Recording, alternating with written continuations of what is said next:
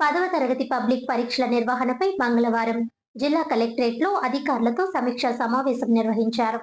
ఈ సందర్భంగా జిల్లా రెవెన్యూ అధికారి టి సీతారామూర్తి మాట్లాడుతూ, పరీక్షల నిర్వహణలో ఎటువంటి లోపాలు లేకుండా అన్ని శాఖలు పరస్పర సమన్వయంతో పనిచేయాలని దిశానిర్దేశం చేశారు. పరీక్షా కేంద్రాల వద్ద త్రాగునీరు, విద్యుత్, శానిటేషన్, భద్రతా ఏర్పాట్లు పక్కాగా ఉండాలని సూచించారు.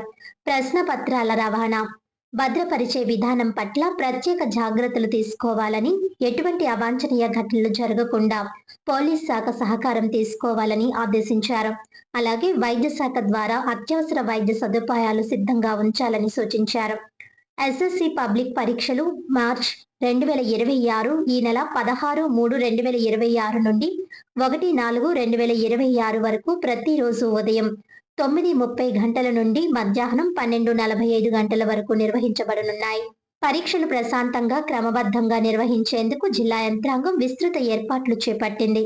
ఈ పరీక్షలకు మొత్తం 24,538 మంది అభ్యర్థులు నమోదు కాగా, అందులో రెగ్యులర్ విభాగంలో బాలురు 6,212 మంది, బాలికలు 7,110 మంది కలిపి 13,322 మంది, ప్రైవేట్ విభాగంలో బాలురు 6,343 మంది, బాలికలు 4,873 మంది కలిపి 11,216 మంది హాజరు కానున్నారు.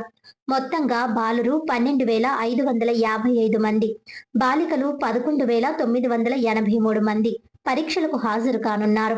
జిల్లా పాఠశాల విద్యాశాఖ అధికారి కె వాసుదేవరావు మాట్లాడుతూ, జిల్లాలో నిర్వహించనున్న 10వ తరగతి పరీక్షల కేంద్రాల సంఖ్య, హాజరు కానున్న విద్యార్థుల వివరాలు, నియమించిన చీఫ్ సూపరింటెండెంట్లు, డిపార్ట్మెంటల్ అధికారులు తదితర ఏర్పాట్లను వివరించారు. పరీక్షలు ప్రశాంత వాతావరణంలో పారదర్శకంగా నిర్వహించేందుకు అన్ని చర్యలు తీసుకుంటున్నట్లు తెలిపారు. ఈ సమావేశంలో సంబంధిత శాఖల అధికారులు పాల్గొన్నారు.